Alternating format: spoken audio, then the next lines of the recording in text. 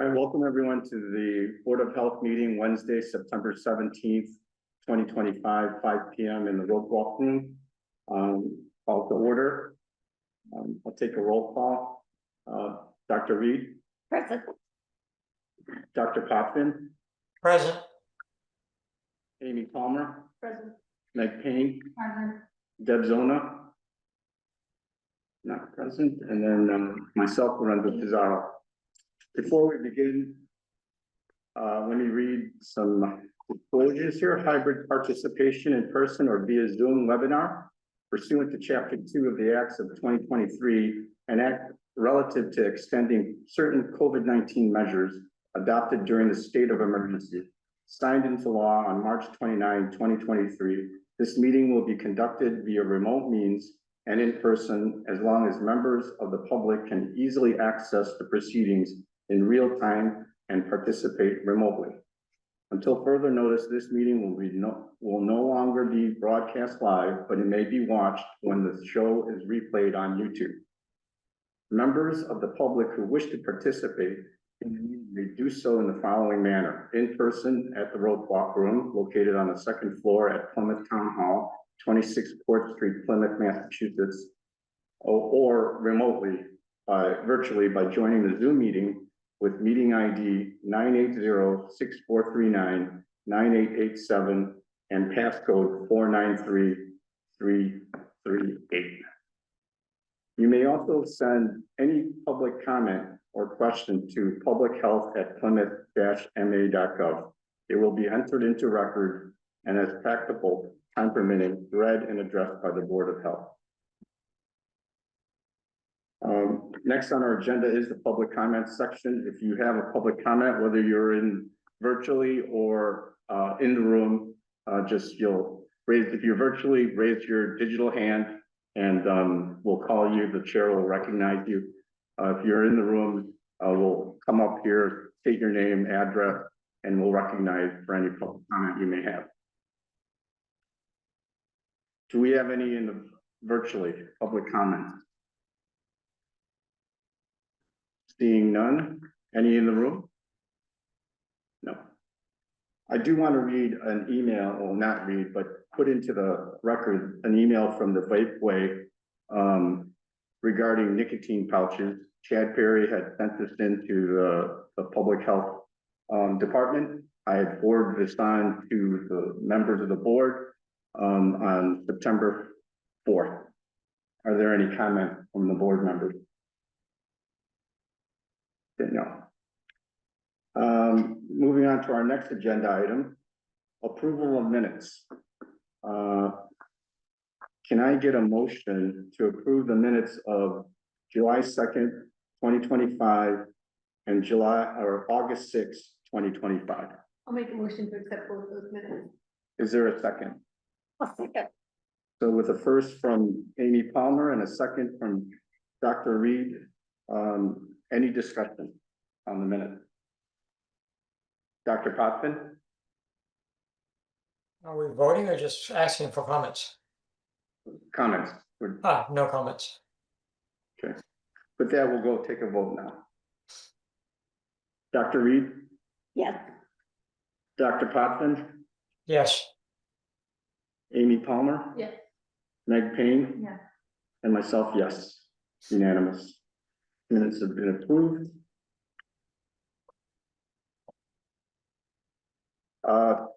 Next agenda item, and we're moving along here. Chairperson's announcement. I'm not sure if Emma Sampson is online. Yes.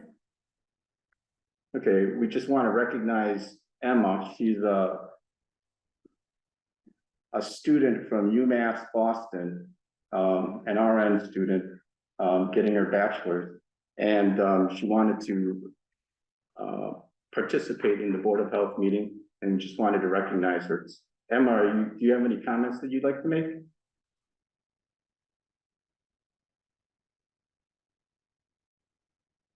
No? All right, thank you. The next item that I'd like to discuss is the Board of Health meeting frequency. Starting October, the month of October, next month, October, I'd like to go to 2 meetings a month. I created a schedule for the rest of the year that goes through June. I will pass this along to everyone. Next month is one of those months that have kind of 5 weeks, right? And generally what we want to do is have the Board of Health meeting the first and third Wednesday of each month. But for October, and when I send out the schedule, it shows October 8th as a meeting and October 22nd. And then the following month, November going forward, are the first and third. But you'll see this play out over the time. I had to make sure we can use the room. I have to make sure we can use the room. We'll try and do that. Pending that. Pending using the room. I'll make a note of that. But the first one, the meeting on the first Wednesday of the month is gonna focus on guest presentations, updates from the Board of Health members, Public Health Advisory Council updates, if there are any, and the Plymouth student representatives. Would discuss artifacts and possible future Board of Health action. Now, the second meeting that's on the third Wednesday of the month will focus on administrative action. Variances that we're doing, Greek trap variances, and like Title V variances, and any Board of Health actions needing a vote. So the cadence is to have that first meeting, kind of updates and presentations, whether it's citizens or resources within the Plymouth County and Plymouth Town to make presentations. We have appointed in previous months representatives to various committees and other organizations, and that would be the opportunity for Board of Health members when they go to those meetings to make a presentation and kind of update the rest of the board, because we all can't be at everything. And you know, we've taken this kind of approach of divide and conquer. So having said that, giving kind of high overview, if you have any questions, I'll start with Dr. Potvin. No questions. Okay, thank you. Meg or Amy? No, I think it's a great idea. Yeah, okay, great. As you all know, I like structure and having a plan, and I think having this schedule all the way through next June will be, you know, people can go around it and plan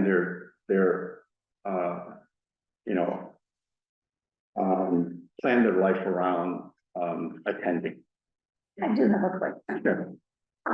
So if we had someone that we wanted to ask to come do a presentation, that it'll be good because we'll know what date we can possibly fit them in, but how much time should we allot so that we're not all getting somebody for an hour? And, I think that's relative, but I think 15-minute presentations, because if you think about how many, one slide a minute, and then maybe a question, but if you just focus on 15-minute segment of time for them, I think that'll be good. With this schedule too, there's a cadence where how we operate as a board, the vice chair and myself, working with the director of public health division, the week before come up with the agenda. So there's an agenda session the Thursday before the week, so that we get it developed and put together and then published appropriately. So at the end of the day, these meetings will always follow that kind of compliance to have an agenda that's published well in advance of the meeting. This first meeting also, if we don't have a room, can be virtual, because it is presentations and updates, and we can handle meetings like that virtually. I do that all the time in my regular job with team meetings. We are able to collaborate with a diverse group of people in diverse locations. So I think it just opens up a lot more access for people during those updates and pieces. And it's not limited to either or. If we have some variances that come up that we need to look at in between, the third Wednesday, we can put it in the agenda. You know, we try and have it all, right now in this one meeting today, and, it can be quite long. All right. That's the only other thing that I had with the chairperson's announcements. I think, we can, I know we're a little bit early here, but maybe we could start with the grease trap variances. Sure. You wanna- So the first one up is BJ's. Is everyone here from BJ's? Anyone online from BJ's? Okay.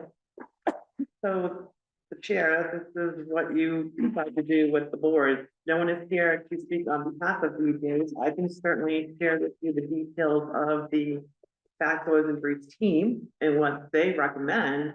And then you can decide if you'd like to proceed with the vote or not without having the BJ's representative here. So let me give you a little overview. The team went out. Can I share it? Oh, yeah, Let absolutely. me share it. Yeah. Yeah. And did you talk to them personally? Oh, they know, yeah. So, yeah, so they're aware, okay. Yeah. I wasn't fighting with them. I don't- You know. So the team went out on, June 23rd.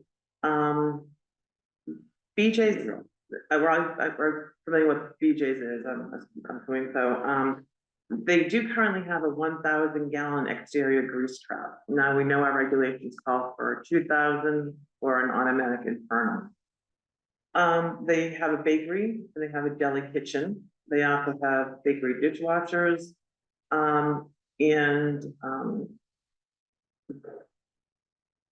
After viewing the bakery, the deli, looking at floor drains, dishwashers where they empty, things like that. The team unanimously is requesting that they do move ahead with the 2,000 gallon exterior grease trap and also connect dishwashers to the current grease trap, not let them just go out a floor Isn't drain. that part of the plumbing code?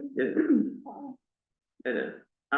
So that's what the division would recommend as well, that, yes, we recognize they have the 1,000, but with the kinds of, food operations that they do have, they really need to have a 2,000 gallon grease trap external, and then also, the dishwashers and the bakery kitchen be connected to the grease trap. And BJ's does have their own plumber, which the team did also meet with and discuss with the plumber what they were going to recommend here today. So the plumber also is aware of what the team's recommending to the board. And Karen, the deli, do they make like rotisserie chickens and all that kind of? And pizza.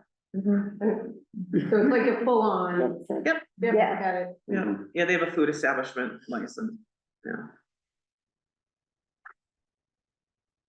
Any questions, Barry? No, I'm familiar with BJ's and I would just go along with the recommendations. Any other questions for?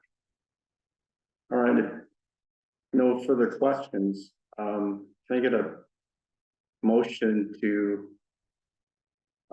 approve the variance recommended by the Public Health Division, outlined in the documentation? Can I make the motion to not approve the variance? Okay, I would probably make the motion to not approve the variance If you want as to. recommended by the public health division. Well, the recommendation is to upgrade to 2,000, right? But there's Right, no variance. so there's no There's no variance. variance. No, you're not granting the variance. So Right. there is- So I'm not recommending. Right, No. so if you, what, your vote should always try to be in the positive. Positive.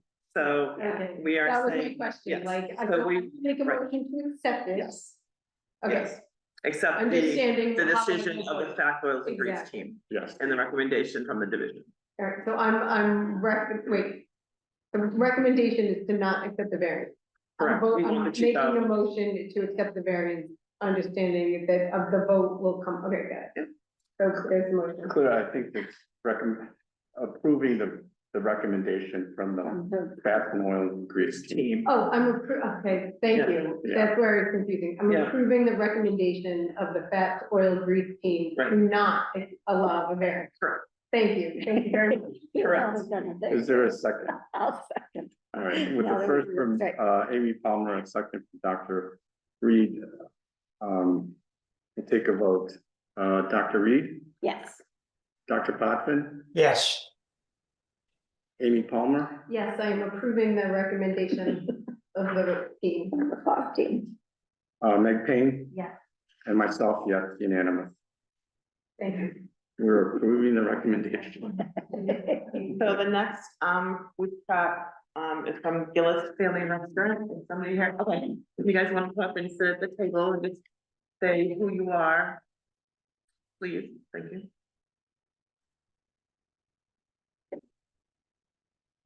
Good evening, I'm Carrie Harding, the general manager. And I'm James Gillis, I'm the owner. Nice to meet you. Nice to meet you.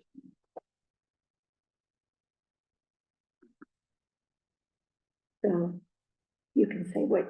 Okay, so, we did have the team come out and take a peek at the, internal grease trap that we have. Just so you guys know, we are connected to the Plymouth Patuxent, museum there, and they're doing a lot of the construction over at the Jetty Griff Mill, right? On our, around our property. We do have an internal grease trap, and it is upstairs in a kitchen in a very small space. We do have very limited space there, and shape of the rooms are always interesting in some of these old buildings here in Plymouth. We have never had any previous issues with the grease trap that I am aware of. And we did update our contract with Bay State to comply with the monthly servicing of it instead of what we were doing, which was quarterly. That's what we were Yeah, told to do. yeah, yes. And then I don't even know if you could put. I think a $2,000 grease trap, grass creeper in that building. I And think not to that if mention you- there's a spring underneath it and they're digging it all up now, so yeah. I don't even know what these would do. I would be concerned that if you put a grease trap of that size, it would have to go outside the building and then it would interrupt with the, I don't know, the conservation, but the rerouting. Now they're gonna make that a dormitory now. Yeah, So I'm not really sure. there's not too much land to begin with, and it would definitely 100% cannot fit inside the building and structure. There's no way it would. I was a plumber for 15 years, so I got a pretty good grasp of.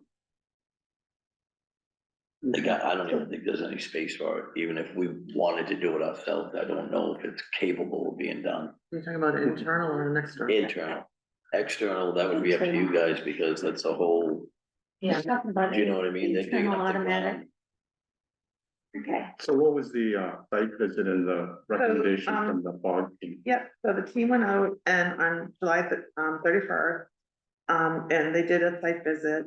And the sewer division, did say that they would recommend upgrade to an automatic grease trap for the free base sink. The engineering division said an automatic, connected to the free base sink. Plumbing inspector said recommend installation of an automatic grease trap. And the health division also recommend upgrading to an automatic grease trap and be connected to the free base sink. There is a note from 2 of the 4 that did say that they would recommend perhaps a variance from connecting to the dishwasher. Because that is, when they looked at the size yeah. and the way it's set up, that they would recommend a variance from connecting to the dishwasher. But that for the 3 base sink, that they wanted to be the passive upgraded to an automatic. Now, is that the automatic, that's the 2,000 pound one, or is it just an automatic of the It's same like size? the Big Dipper or something like that. Okay. Yeah, You know how big it is? no, They're like a little bit than regular grease traps. yeah, Like they're not gigantic. no. And they know, and the team knows exactly what the size is, and they would never have recommended it if they didn't think it was gonna fit where it needed to fit. Okay, And what is that cost? I don't know. You'd have to work with you have a plumber that you work with? Yeah, The plumber's the person who does it, so. okay. And then if we have to upgrade it, what is the timeline of that look like, that we have in order to do something like that? Well, you've had 2 years to do it, so we've been sending out notices for over 2 years now that everyone who was on town sewer needed to do this. So can I ask you who that was sent to though, because us as a business, we didn't receive it, but we're rented, so I don't know. Does it And go to the landlord? the landlord is the landlord. So they've. Right, so in that situation where someone owns the business but not the building, we sent the letters to both. Oh, So the land, whoever owns the building was sent information, and whoever we have listed in our system as the person who filled out paperwork for your establishment. would you There. receive that? Yeah, That's where it we was. haven't received it unless I went to Lucio, so. Would you happen to know, like, I don't know if you can look it up right now, but who that is, just so we can make sure the right. Yeah, I can't look person it is- up right now, but we can certainly do that tomorrow in the office. Okay, that would I have access to it. Yeah, I'm Where right just gonna now. say, I want to make sure we Yeah. do from here on out, have it correct today. Because this was new to us, when we received the original fine, we didn't Okay. even know what it was about. So that's the first time that That's you the had very record of first it. time I had Okay. any recollection. So then, that being said, then I, as the division, would then recommend to the board that we extend your time to put this in for at least 3 months Okay, without any additional fines. okay. Meaning no, That- no additional fines, like we're recognizing we're giving you this additional time, to- but not incurring any additional fines. And you said that the But only automatic. 3 months? Mhm. All right, well, we kind of have a situation here, Okay, because I don't even know if the restaurant can afford it, I don't even know what it costs. okay, But with this construction going on, no one's, like, we're gonna be out of business. That's how bad it is. okay, So we would definitely, because I'll be on the hook for the plumber, and I don't even know if we can afford it. We're barely getting by right now with the construction going on. We're losing over $1,000 a day, which by the end of the month, it's almost $40,000. We are getting destroyed with Yeah, this the project. excavator in the driveway. It's awful. It's awful. There's no parking whatsoever. And they have a detail up there, and she's on her cell phone all day, so. well, I know, I will say that if you had received paperwork from us, part of our paperwork and the instruction that we give you is that it cannot be for a financial reason. Yeah, That- I did see that. I did. However, that being said, the reason why you come before the board is because there are circumstances that sometimes are unique to certain Specific. establishments, okay? So that, in light of that, you don't like the 3 months, you're not gonna get a year.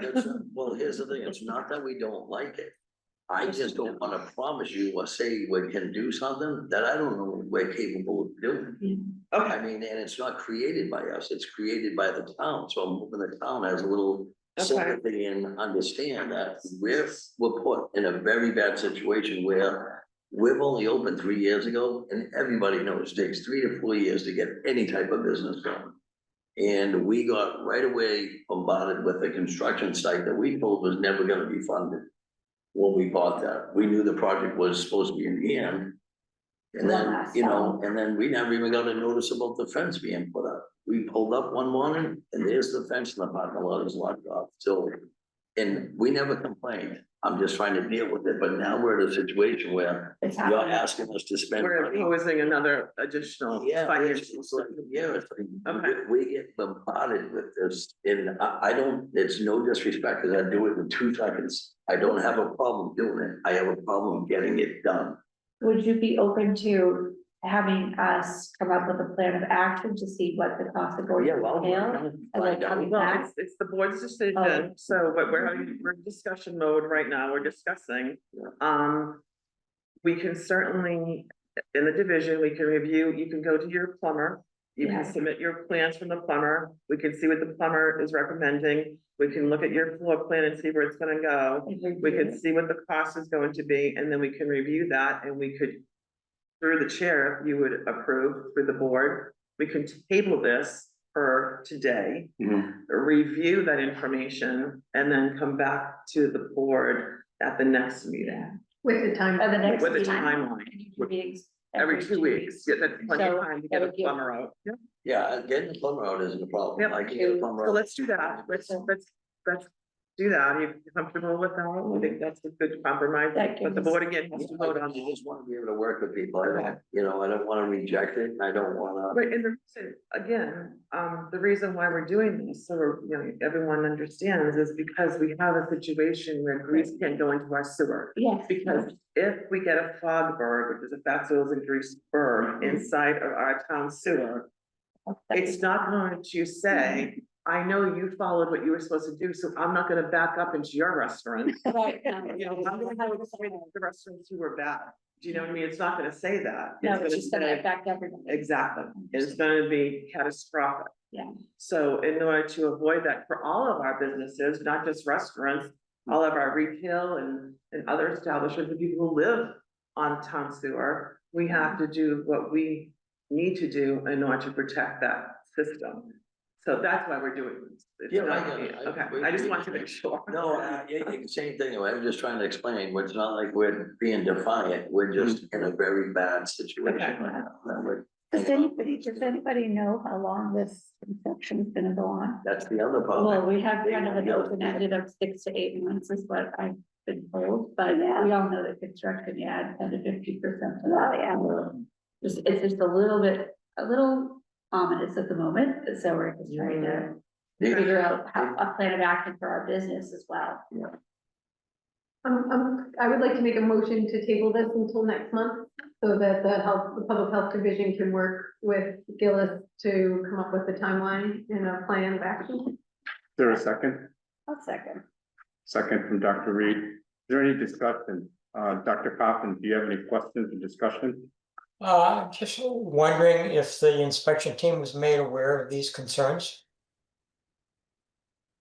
Not, No, because that's really not their purview. No. They're there just to give their sewer opinion, their plumbing opinion, you know, so that's. and it just started the second phase. Right, and this is why we come before the board when there's an issue like this, so you can request, you know, some relief. Thank you, Kristen. Appreciate it. Yeah. Any follow-up, Dr.? No other. Any questions from the board members here? No. Yeah, I just have a comment, you know, these notices, that's something we should think about, following up on whether you get these timely notices and follow. Well, I think I Yeah. might have what the answer is. When we bought Lucioso's, for some reason, Lucioso's does not really come off the town of Plymouth when they send us stuff. Do you know what I mean? So I don't even know why, in other words, we might have just gave it to John or passed it. Pass it on to them. Yeah. Yeah, no one, you know what I mean? So I- And he lives in Florida. Yeah, so we'll have to update the information. What we use is our software program is called OpenGov, and we have to make sure, and that's all. Many Yeah. different departments and divisions utilize that software, Mhm. so we'll have to make sure that we have, you know, Correct. correct mailing address, email addresses, phone numbers, all of that, so this won't happen. Yeah. Okay. Our next meeting in October, the second meeting is October 22nd. The first meeting in October is October 8th. So it gives you enough time if you focus on the 22nd to get all your things, you know, dotted, T's and all your questions answered, and a plan of action. Just I give me think if what you the come back size of on the that. 22nd. Please, oh, you got one of it. Okay, all right, I want to make sure we get the correct one. And you call it the Big Dipper? The big difference. Okay. Yeah. That's, Okay. sorry. I know. So we'll take a vote to table, Dr. Reed, Yes. Dr. Potvin, Yes. Amy Palmer. Yeah. Meg Payne. Yeah. And myself, yes, we'll table this to the next meeting in October. Thank you so much, really appreciate it. Thank you, we'll get that one. Thank you. Thank you. Okay, so next up is Sweet Raw. Huh, no one from Sweet Raw? I don't see anyone online. Okay.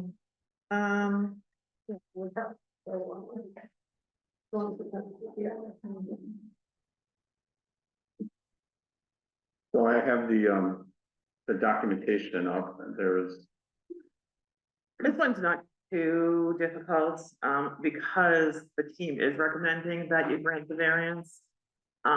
based upon the minimal food waste that actually is going into the sewer due to the nature of the business. That they would recommend that they continue to submit monthly grief traps, and perhaps reassess after 1 year. Can I get a motion to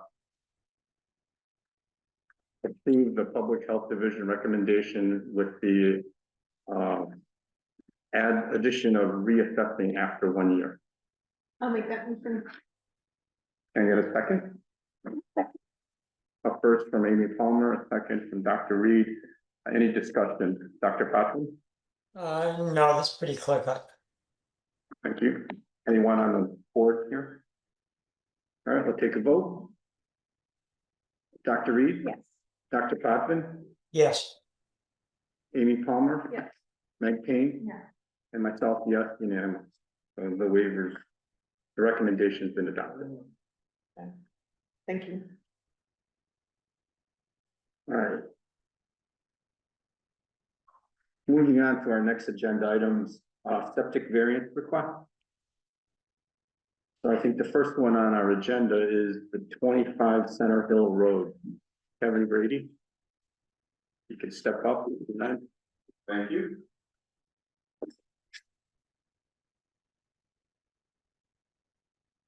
There you go. Yep. Kevin Grady from Grady Consulting, representing the applicant for the variance request, 25 Center Hill Road. I don't know if you guys have copies of the plan. Yeah, we did. Okay. The applicant is looking to upgrade their system. The septic system currently is a pipe out of the house, maybe a step pool toward the wetland. That site is completely surrounded by wetlands, and we've designed the system to maximize setback to wetland resource areas, abutting well, buildings, property lines, etc. We're basically maximizing setbacks and making improvements to the non-conforming system. The system we're proposing is concrete chambers. It's a significant improvement upon the existing system, will be an improvement in environmental protection. We're looking for reduction in system location setback to the property line from the requirement of 10 feet to 1 foot, which is along this lot line. That allows us to maximize setbacks to the resource area, and to the building, and also to the well there, and the well on the property premises here. Gives us 51 feet from this well. Looking for a waiver or variance on the cover, the allowable depth of system components from 36 to 48 inches. It's a concrete H20 chamber system. It's rated to be covered by that amount of soil and more at the end of the driveway, etc.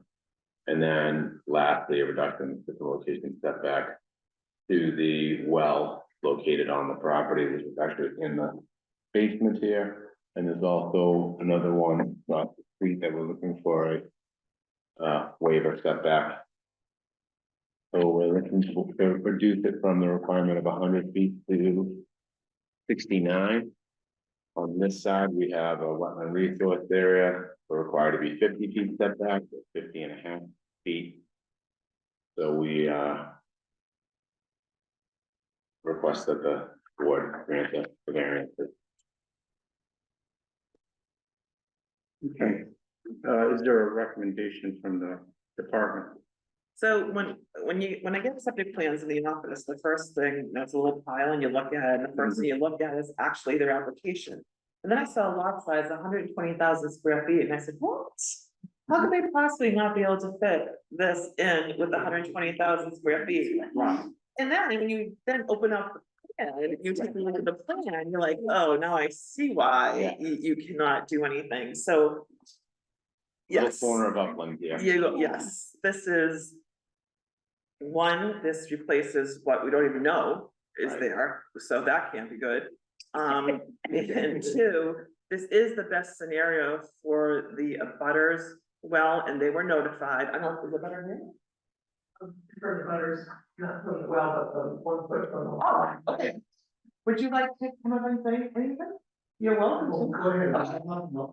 Okay, so based upon the no build zone, the no touch zones for conservation, and the placement of the wells. The division would recommend that this plan be approved. Do we have, the butters, would you like to make a comment? First of all, building at 21 Cemetery Road, Steve, my plans, half hour before the meeting, I was on our oyster farm. I was in there today myself. Yeah, you look better than I do. Oh, go on. Okay, first of all, let me say that, I want this couple to be very successful in their endeavor here. They work very hard. And it is a big improvement getting rid of that beehive, that's for sure. I do have a couple of concerns. We're a farm. The road system behind the house and the one right here, service cranberry bogs. We are not actively picking the last 6 years, but it's not unheard of, for us to bring, 80,000 pound tractor trailer truck up that road, so that little foot there. Being there close to the system is, of concern. Last fall, we brought in 54 yards of concrete. Each truck was about 84,000 pounds. Now, the road is held up. So, I don't know how, this disturbing it will be. The other, it seems to me, I have a hard time reading the contours, but it seems that, the leach field here follows about the 16 contour. Yeah, we Okay. have 22, 20, 18. Right, so this is street. Yeah. So what would you say the contour on the bottom of the leach field would be?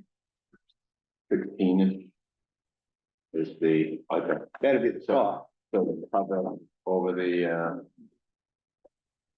13. Yeah.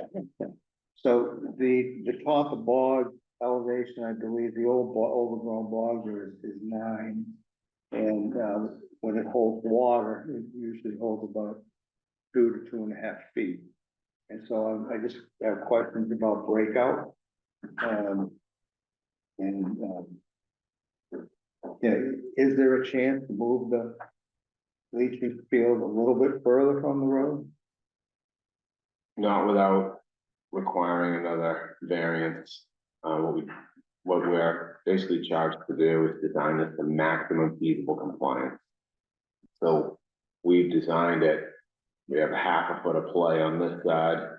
We have 1 foot of play here, and we have a foot here. So we've pushed that in every direction.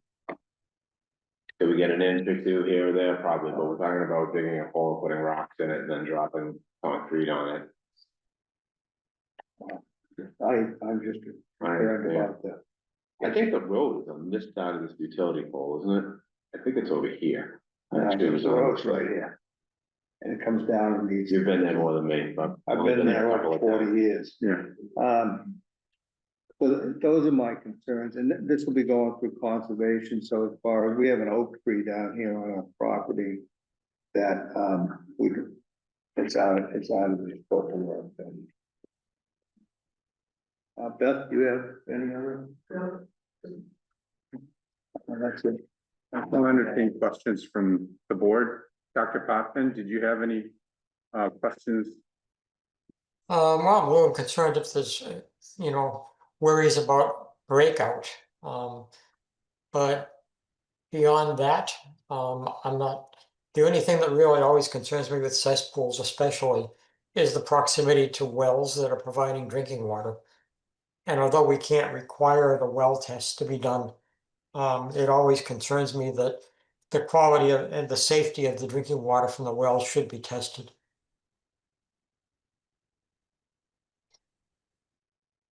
that'd be a recommendation. You know, nothing to be compelled for, but definitely a recommendation to test the, well, For the neighbors or for the homeowner? the homeowner. I think the neighbors too. You can't order a neighbor to test their. Yeah. Can you, do we order the homeowners to? No, you can't order the homeowner to. Because You could recommend. I had a conversation with Margaret about it, and then I thought there was something, did I send it to you, the thing that I thought said that you had to have the homeowners? Yeah, I don't remember off the top of my head, but I think you're correct that you had a conversation with Yeah. Margaret. Yeah, I regarding did have it, a conversation with Margaret about it, and I feel like it was, that you yeah. can compel the homeowner. You could, well, she did. There is a plan in here. You're gonna say that she compelled the homeowner to have a test. Yeah. Oh, she did, okay. Yeah, it's a neighbor. You can't, right, because right, the right, person right, who's right. asking for the variance is the 100%. homeowner. Right. So this all has to do with this plan. You cannot Right. compel in a butter to Right. do anything because someone else wants to do something. Right, so with this one, is the well isn't 100 feet away, right? So would we compel them to do the test? Located. Yeah, Right there. that's just what I'm just wondering about, I'm not questioning whether or not we should, I'm just wondering about consistency Consistency going in forward. what the regulations say. See, now I'm trying to Okay, remember. she's actually, it was 79 Naughty Pine Road coming up. That's the one that she compelled. Well, should this be compelled too, because it's 51 feet? We didn't think it was necessary, but the board, it's a. Was if you it wanted like, to- you know, I'm honestly just wondering why, like, what's the difference? They've improved the, design of the system. This one's probably in the groundwater, more likely to contaminate as well. This one has groundwater separation. So that the soils are treating the effluent prior to leaking the groundwater. You have your biomass that breaks down the. I understand, I And I think. If you touch that, might be from the previous. And this is well. this is an active home, correct? Yeah. Yeah, and that makes a difference too. So they're actively utilizing their well, with the Yeah. other property, I believe, was stagnant. I don't think so. 79. Yeah, I yeah. thought that was one of the things that Margaret had said, that they don't live in their house right now? correct, it's been empty. Yeah, I don't think that's right, Okay. but I, like, again, I'm just trying to figure out consistency in making sure that, and now I'm trying to remember where I saw it in the sewer rate or something. Well, I'd like to further on the question of the breakout. Mhm. Amy, if you could Yeah. provide, So your comment on the breakout. There are ways to mitigate that. there are, I mean, the other thing with this plan is like we talked about it the last time, if you're less than 5 feet, you have to make sure you get a formal land, so I'm assuming that So was that done. one's there, yeah. Okay, good. So then so the breakout, so you're at 16 here, and this is under, like, so the breakout would be, the concern is more if you have a dip in the land, Mhm. so if within 15 feet, if it goes down, then you need to worry about breakout, but it looks like this is consistently all going to be under the ground. Except for this, I'm just noticing we should They're saying probably no. add a poly barrier here.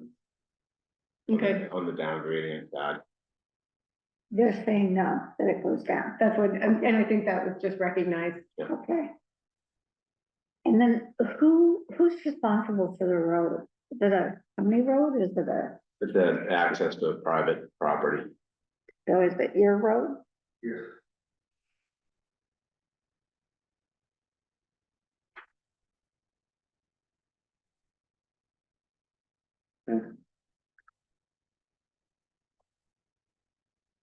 So I'm thinking that, this particular variance request, while the division recommends an approval and the best case scenario for it, there's some questions that at least I'm, really want to dig into this a little bit more. Right? I mean, I think that, as a board, there's concerns there. And maybe we can table this for future or? Well, if you have an and- engineer in front of you, you can probably ask him if there's any other things you can do. And my other question is, you haven't gone to the Conservation Commission yet, We're there in so 2 weeks. they haven't. They haven't approved it yet. Yeah, their agenda is really long and. I know the owner is. Anxious to get this done because they're. They can't talk about a house until this is done, building is holding them up. Right. Or, And in general, do we get approvals from the Conservation Committee before we see it it? just It just depends on when in they get sequence? an appointment, yeah, an appointment, What about a 25% reduction? In the size of the system. Yeah. Where do you want to do it? Yeah, I was thinking of suggestion. How to do it? What's the feeling on where? Well, I mean, could that, I think the concern here is the 1 foot, correct? Is that what I'm hearing from people? Okay. So if we did a 25% reduction, could that add space between the SAS and the property line? Sure. Okay, Yep, so maybe can we try that? If, I mean, Yes, sir. again, No, your these are- decision, this is just a suggestion. But I think that that's the concern, the 1 foot. I think that's, yeah. is that maximum Yeah. feasible? It would be. Well, When you- It is, for the 25% reduction. yeah, Cause there's like the list of things you're supposed to go down to yeah, get the compliance.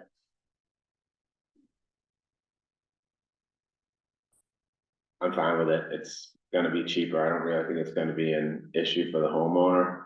But I don't know that it's. Maximize the compliance, I guess, if we go, yeah, I guess if we're going, I don't know that the step back to the property line is. Before the reduction in size and all that, Right. without my That's, handy dandy title fund. and that Oh, could be that's not true, but because you're here asking for a variance, that is something that the board could change the order of. Yeah, you do have, the authority to adjust that. So the edit to the request is 25% reduction in the size. that's fine. So the setback is going to go from 10 to how many feet? What they said that? Would that work with what you've got a design for? So Yeah. basically, if we're looking to increase the setback, I'll cut the square footage down by 25%. Now, Yeah. whatever that distance is, I will cut it from this side and leave everything else the same. So I'll just be taking Yeah. Right 2 along the feet road. off of this edge or Right. something, Right. Oh, from the leach, from the square footage. Gotcha. Right, I was thinking, how do you reduce 25% of the actual leaching? Yeah, But well, no, yeah, that's yeah, what no, you're doing it I for, got you. Does that make sense? Does that that makes. increases the from 10 to say 3, as you're saying 2 Yeah. feet? So instead of 1 feet, it's 3 feet 3 now. feet. That seems, I know. that seems reasonable. That's wonderful. That's things up. Well, I'm very happy that whatever you do, there's gonna be an improvement from the, Okay, the water system there though is shallow. yeah, It's an active spring. Understood. All right. I'm sorry, if I could through the chair, because this is being directed from the board for you to change, you do not have to, submit a $100 revision. Okay. Yep. All right, so we can take a vote on this. Can I have a motion to accept the public health recommendation with the caveat of reducing the square foot, the area 25%, resulting in the 10-foot to 1-foot variance to become 10 to 3 approximately. I still move. Second, The first from Dr. Reed, a second from Amy Palmer. Any discussion? No? Dr. Potvin? You're muted. Oh, sorry. So we're still discussing or we're just voting now? We're discussing it. If you had any further questions with the edited motion, No, that seems acceptable to me. great, thank you. All right, we'll take a vote. Dr. Reed, Yes. Dr. Potvin, Yes. Amy Palmer, Yes. Meg Payne, Yeah. and myself, yeah, thank you. Thanks. So do we One have final- another? Yeah, hearing? one final thing. Yeah. Like I was gonna just tell you, submit the change plans to me. Yep.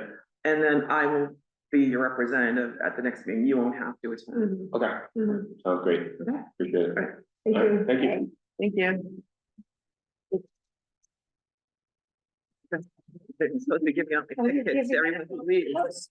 Don't leave yet, don't leave yet. Okay, the next one is 39 Clifford Road. Thank you. We have a prize for you. That's right. It's fun to come to. Yes. I know.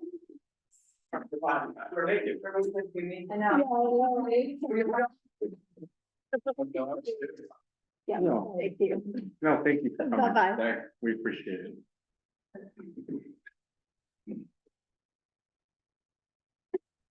For the record, as Zach Krasinski, professional engineer, Brockton Engineering, I am speaking on behalf of the Perone family, 39 Clifford. This is down in Sheltonville on the south side of the Eagle River. Existing one single family, 3-bedroom house. So currently serviced by an existing failed cesspool right out in the back of the house. So looking to replace the cesspool with a new 1,500-gallon septic tank and then a new leach field. On the highest part of the lot, we initially had surveyed the whole property to see if we could get anything down, as you can see from the topography. It doesn't work, and then the further we get down to level land, closer we get to the groundwater and the Eagle River.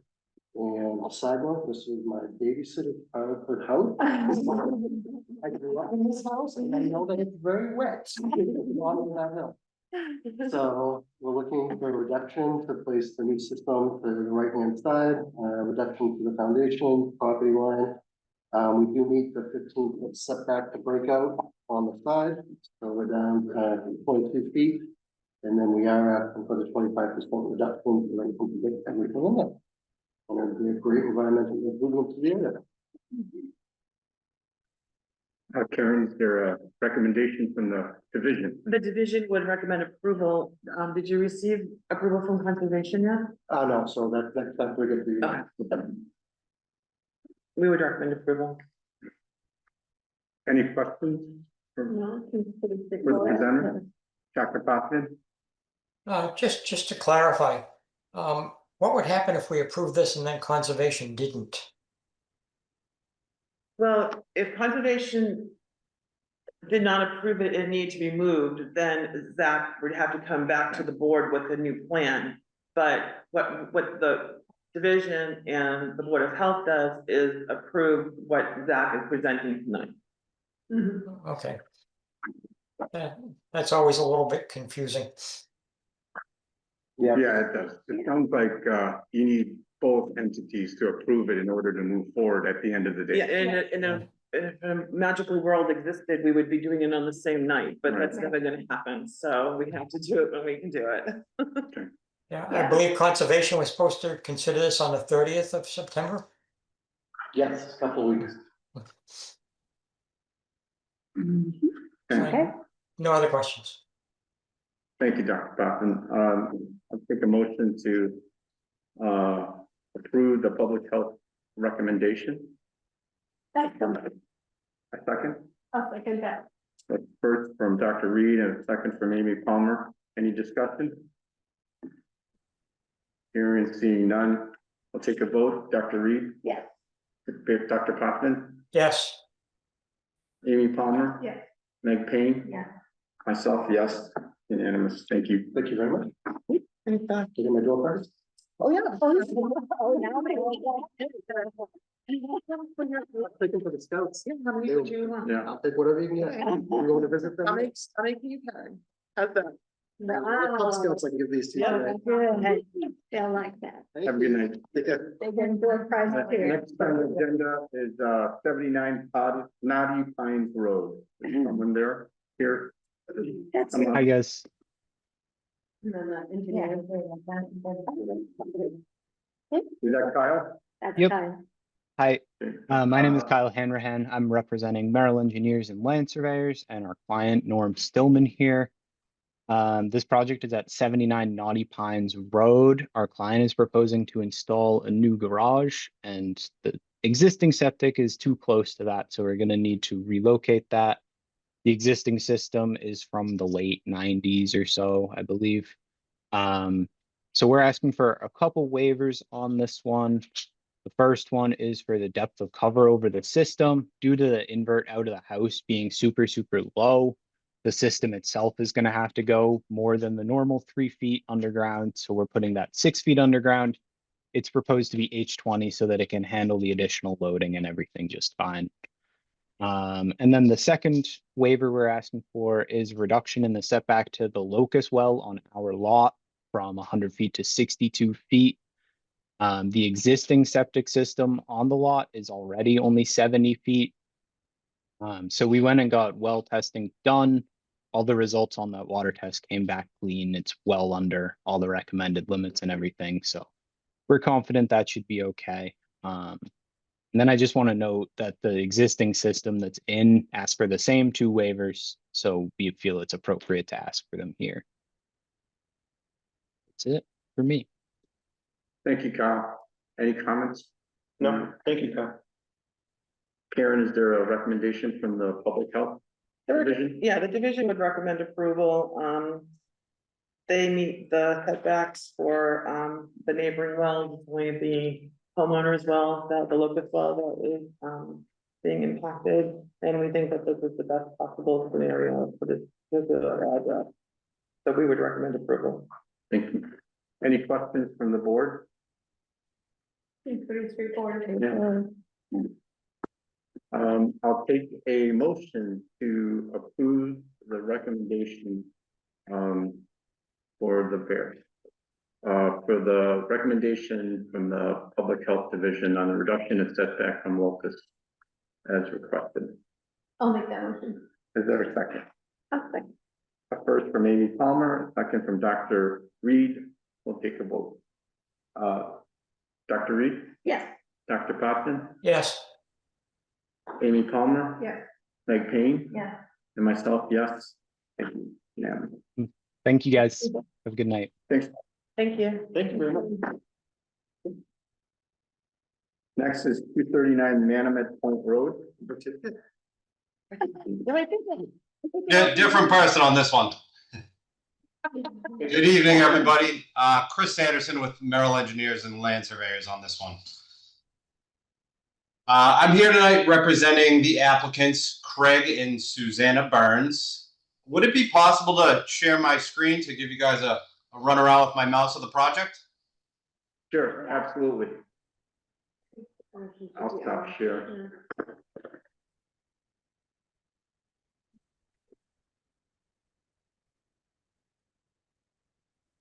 You able to see that? Not yet. Not yet. I see that you're trying to do something, but. There you There go. we go. There it is. Great. All right, so the subject property, 239 Manamet Point Road, is a small, just over 6,000 square foot lot down off Manamet Point. It abuts Manamet Point Road to the north, Arnold Ave to the west, with residential properties to the south and east of the site. So the Burns are proposing a tear down and rebuild project for the single family house. Very old structure, built in the early 1900s, has pretty severe deterioration, structural issues. We're actually in the midst of dealing with the historic commission on the tear down of the structure. So we've had a lot of people looking at the structure. Kind of started the project. Could it be a renovation project? And over the past year or so, we've been looking at it, has since been deemed a full tear down and rebuild. So shown here is kind of in a light gray is the existing house. The new house is centrally located on the lot. There's an existing septic system consisting of an undersized 1,000-gallon septic tank and a leaching pit. I believe that's about 40 years old or so. So as part of this tear down rebuild project, the new single family home, we're proposing to upgrade the septic system to a more Title V compliant system. So over on the right side of the property, we're proposing a 1,500-gallon septic tank that will flow into a distribution box and a concrete chamber leaching field in front of the property. The property kind of slopes pretty well from back to front. So just to get the septic system to work via gravity, it was decided to put the septic in the front, and it was the client's preference to push the house back away from the road because the existing structure's very close to the road. So kind of given the tight constraints of the lot and being able to fit everything, we are seeking a few variances as far as setbacks go, and those are strictly related to the septic tank. We're asking for a reduction in setback to the easterly property line to 6.3 feet, as well as the proposed slab of 5.5 feet. I do want to point out the Burns are very good family friends with the neighbor over here, and I've actually personally had a conversation with her, explain this. She's fully on board with the project. As an added level of protection, which in my opinion may not be necessary, but it is a good added level of protection, we're proposing to install an impervious barrier that will be the full depth of that septic tank along a small decorative retaining wall that's going to abut her property here. And then as far as the slab goes, that tank will actually be set several feet under the building slab. So we didn't feel the need to provide any protection there. The one other variance we're seeking is for depth of cover. So the good sandy material is actually pretty far down in this location. So our thought was to set the system a little further into the ground, just to avoid as much of the remove and replace and bringing in new Title V sand. So we're just asking for an additional 1.5 feet. And so instead of a 3-foot max cover, we're asking for 4.5. And all those components will be H20 rated to handle the additional load and vented as required. We will be before conservation, kind of along the same lines as some of the other ones you've heard. We submitted it at the same time, but their agenda was backed out a bit. So we will be in front of them on September 30th. I would be more than happy to answer any questions. Thank you. Any questions from the board? Without. Yeah, recommendation from. I have a question. Chris, it's Karen from the division. Now that it's a tear down and a rebuild, I'm looking at the floor plan. Your plan is for a 3-bedroom, and if I add up what looks to me to be Title V rooms that could be construed as bedrooms, I'm coming up with 4. So my question to you is, the family room in the lower level, do you know what the situation with that is? I believe that's just kind of an open room down in the basement. I have talked to the clients about this, and so the existing use, there's an existing 4-bedroom capacity system on the lot. They were only intent on having 3 bedrooms. So we designed the 3-bedroom system as such, but they'd be more than happy to do the 3-bedroom deed restriction if that's the preference. We're actually reducing the flow of the existing use.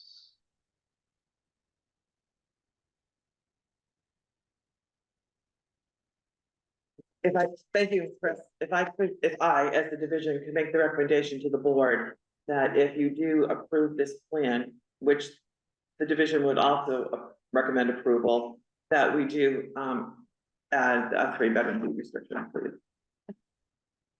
Yep, happy to do that. Thank you. Thank you. Any questions for Chris or Karen? From the board? Dr. Patton? No, as long as there's a deed restriction, I think we're fine. Wonderful. Then, can I get a motion to approve the recommendation with a 3-bedroom deed restriction? Make that motion. Second, I'll second. first from Amy Palmer, a second from Dr. Reed. We'll take a vote. Dr. Reed, Yes. Dr. Potvin, Yes. Amy Palmer, Yes. Meg Payne, Yes. myself, yes. Thank you. Thank you, Karen. We'll get that over to you before any permits are pulled. Thank you. Thank you. Have a good night. You too. Good night. Last variance is 207 Sandy Beach, I believe. Yes. Mr. Mark Flaherty is with us. Yes, Thank you for your patience. Are you able to share or? yes, how- I can share. Can you hear me okay? Loud and clear. Okay, I'll share the screen so you, right here. Come on, because.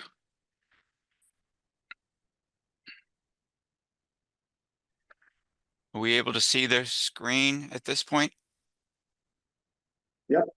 Came up. Okay, okay, so we're on Sandy Beach Road, which is off of Wareham Road down in South Plymouth, right on, nearly on the border of Wareham.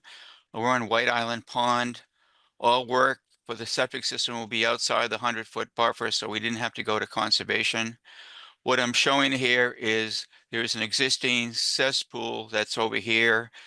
The existing well is in short distance away from the cesspool, so this is going to be and help out the situation by going with a new Title V system. The owner has passed away and family members are picking up and they would like to be able to get the approval and put the septic system in so they can sell the property itself. It's a 3-bedroom house. We're having a new septic tank here. We're going to have a new 3-bedroom leaching system here. We're going to be we're asking the board to allow us to be 90 feet from the Cunningham well, 92 feet from the Mannix well over at this point, and again, 62 feet from the Locust well. If you can see this, there's a high knoll right through here, and the land slopes down to the driveway here. The edge of the gravel road is way up here, so there's a large buffer between the property line and the road itself. We're asking the board to allow us to be 1 foot off the front property line, and because of the way the system is along this slope, we're going to have 6 feet of cover. We're also asking for the board to issue a variance for cover. So again, we're asking for the board to approve the system in proximity to these 3 wells. We're asking for cover, and we're asking for a 1 foot setback from the front line. We're showing 10 feet over here with a vent. And so that's the proposal for this 3-bedroom house. Thank you. Thank you. Karen, is there a recommendation? Yeah, the division would recommend approval. Okay. Any questions from the board members? I do have a question. One is to the engineer, is there extra venting because it's 6 feet under? Do you need that? Do you have a vent for it so that it's So- there? Okay. So the Title V says anytime you're deeper than 3 feet to your top of your system, you need to vent the system. And so this is, it's good practice to vent it anyways, but because we're greater than 3 feet, we're showing a vent. Okay, perfect, thank you. And then my other question is, so this house does not have anybody living here, and the well is close to the. No, we already went past that house. But he said that this house is in, someone died in this house. Right, but we didn't, we have it in, right, the house we were talking about before, I thought it might have been this one. So 79 Naughty Pines. Right. So that one I still don't know, but we can talk about that, why that one was, Yeah. but you're not requiring this. No, So we did get a well test for this property, and the lab came back with that it's no issues with the well from a drinking water standpoint. Okay. Yeah, we have it, Mark. Thank you. Yeah, thank you. I should have mentioned that earlier. Sorry about that. So my question is, along the lines of the cover. When it's standard 36 inches, you don't have to vent it, Don't. okay, It's recommended. but Yeah. you're not compelled to recommend it. But That's when you correct. start going above Above it, it, right, you- it's required. required, okay, And Dr. Popman has his hand raised. Oh. okay, thank you. Dr. Popson, electronic hand. Yeah, I assume that the butters were notified. Are the butters present, or has anyone zoomed in? They were notified, Doctor, of the time of the meeting. Yes. Okay, the other question I had, I noticed that on the well water test, there was some chloroform found.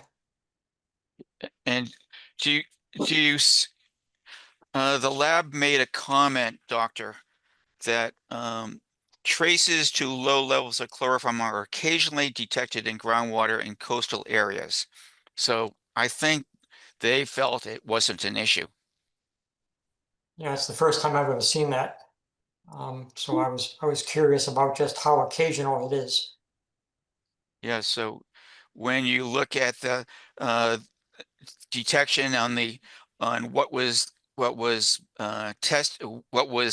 result of it, they're showing a 0 for the total coliforms in the front. So With the first page, it says 0 recommended limits, and then analysis result is also 0. So that's the only thing I can say, Doctor, about the chloroform, that there was I guess a trace amount that was detected. Trace to low levels of chloroform are occasionally detected, so that's that's what we're going with. And the director did sign it and as being acceptable water quality. Okay, thanks, Mark. Thank you, Doctor. Along those lines, when you sell this house, do they, and maybe it's not pertinent to this, but is this disclosed, these kinds of lab tests? Well, this is You know? public. Okay, it is public So record. if anyone, if I was gonna buy a house and I was gonna buy 207 Sandy Beach Road, I would be sending a little email off to say, please send me all public records that have to do with this address. Got it. And then this plan would be there, this The test test, would be there, everything would be there. and then they can decide what they want to do with it. Yeah, and it's interesting though, because we're seeing more mortgage companies. Mhm. And if you go for like VA loan, say for your mortgage, is requiring more testing than ever before. To the water? Yeah. Which is good. Yeah. I think Yeah, that that's is good. that's a good thing. Because they're Protecting us, exactly, and Yeah. they're also protecting their investment. Yeah. Because they're giving you. right? They're giving you money.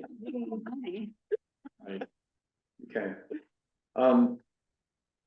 There are no further questions. I'll take a motion to approve the requested variant and the recommendation from the public health division. A second? I'll second it. Thank you. First from Dr. Reed, a second from Amy Palmer. We'll take the vote. Dr. Reed? Yes. Dr. Potvin? Yes. Amy Palmer? Yes. Meg Payne? Yes. Myself, yes. Unanimous. Thank you. Well, yeah, thank you very much. I appreciate it. Thanks, Mark. Thanks. Thank you. Thanks, Mark. So we're a Good to see you we're a guys. little, Bye. thank you. We're a little late, but we had quite a bit of variances and some good discussion. I learned quite a few new things on that. Can if through the chair, like for just Yeah. 1 second. Did you wanna tell us why you're here? Yeah. I'm Charlie Walker. Oh, yeah, I was gonna mention. Okay. All right, so. That's what I thought. I just Come wanted- on up, Charlie.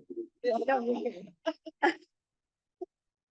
I am a student at Plymouth South High School. I'm in the biomed program, and I was approached a few days ago by my two biomed teachers, Dr. Mead and Ms. Den, about sitting in at these meetings. And I accepted it. Here I am. Very All right, good. so we have just a quick sidebar, and I know this is not on the agenda, but I did contact the two principals at North and South, and they connected me with three students. Charlie's one of them, and I offered, I said, hey, you know, it's on short notice, we have a Board of Health meeting tonight, and there's a part of the meeting that might be interesting to you with the insect-borne diseases. And from an entomologist perspective, as well as epidemiology perspective. So this stuff that we were doing here beforehand, you know, Title V and like. It's interesting. It's interesting, but it's the blocking and tackling of public health. It's the everyday, day-to-day operations. And it could get, you know, a little technical and your eyes kind of glaze over, but it is interesting. Because if you come into it with an open mind, you know, public health just is not just like cough, you know, Yeah. and a stethoscope, but it's a lot more. So That's thank you. awesome. Yeah, Um, glad you're here. yeah, Welcome at aboard. the next meeting in October, we'll formally introduce yourself and your colleagues, your two other students, recognized as attendees, and we'll give you some expectations on what meetings to meet. Thank you. Thank you. Thanks, Helen. You can stay there. Yeah, stay there. You're part of the team now. You're part of it. All right, so the next agenda item is Blake Dinius. Yes. Is he online? He is. Great, sorry, Blake, for the kind of the long and delay, but appreciate it. Do you have a presentation that you could share with us? Sure. I'm gonna go ahead and share my screen right here real quick. Yeah, if you could introduce yourself, just go, I know you've been on our agenda a few times. I think it's a normal occurrence annually from being in New England. I come from the Midwest and we don't have that many tick issues from where I'm from. So this is all new to me, moving to the New England area, but this is kind of like, you know, rinse and repeat, time to make the donuts. If I could use a Dunkin' Donuts, New England. Always use it. reference. But yeah, if you could introduce yourself and then go through your presentation. Great, sounds good. I'll go ahead and get started. I apologize. I think I'm coming down with some kind of cold, so I decided to Zoom it instead of going there, feeling under the weather. But yeah, so my name is Blake Dinius. I work for Plymouth County Extension. This is an educational organization that is funded through the county. And we work with, the idea behind this is to work with universities in the area, in particular places like UMass Amherst, where we take literature and research that's happening in those universities and we translate it into actionable items. So things that you can put into use. So instead of having this convoluted paper with science on it bogging down and, you know, maybe people might not be able to understand and read it, or maybe they might not understand the shortcomings of that. We take that and we read it, we digest it, and we give people tools that they can use. And when it comes to ticks, it's important because this particular area, this region, has a particularly high incidence of tick-borne disease. In particular, Lyme disease is very, very high in this particular region. And I'll talk about some of the different diseases going forward. Just kind of like, let's see. So what's the problem with ticks? In this image, if you haven't known yet, this is what a deer tick looks like, Ixodes scapularis. And these will start coming out in the next couple weeks. So we haven't, the adults are not really active right now. It's very, very difficult to find one. You could get unlucky and run into one, but it's very, very rare, very uncommon. It might take me a few hours and I still might not even find a single one. But once we get into October, these things are going to be everywhere. There's going to be a very high density of these everywhere. So there's a certain rhythm and a certain pattern that these deer ticks go through. Ixodes scapularis, this deer tick, has a 2-year life cycle, and it's a very particular patterns of when it is active at any given moment. And I do want to highlight this one because this one is the tick that is associated with Lyme disease. But we have 10 different diseases that we know about here in Massachusetts that you could potentially get from ticks. Now, some of these are a little bit more rare, like some of them are very, very rare. And some of them, we're still not quite certain if they are fully tick related or what the actual thing causing it is. But what I can tell you for certain is in the green right here, this Lyme disease, babesiosis, anaplasmosis, relapsing fever, and Poisson virus, these are caused by this deer tick. And you cannot get Lyme disease, babesiosis, and anaplasmosis from a dog tick, or on the far right, a lone star tick. So you got a lone star tick on the far right, dog tick in the middle, and a deer tick on the left. And these are what the adult females look like. They will change shape as from juveniles to adults. So if you see a juvenile, it's not going to look like this. Or if you see a male, it's not going to look like this. Or if you see a partially engorged tick, it will also not look like this. But you can see in the red, dog ticks, which we historically consider are pretty safe. They can transmit some diseases. They are associated with transmission of some diseases. And the lone star tick is associated with 6 of these diseases as well. But there's not a heck of a lot of overlap between a lot of these. And the ones that the dog tick transmits are incredibly rare. It's very uncommon to get sick from a dog tick.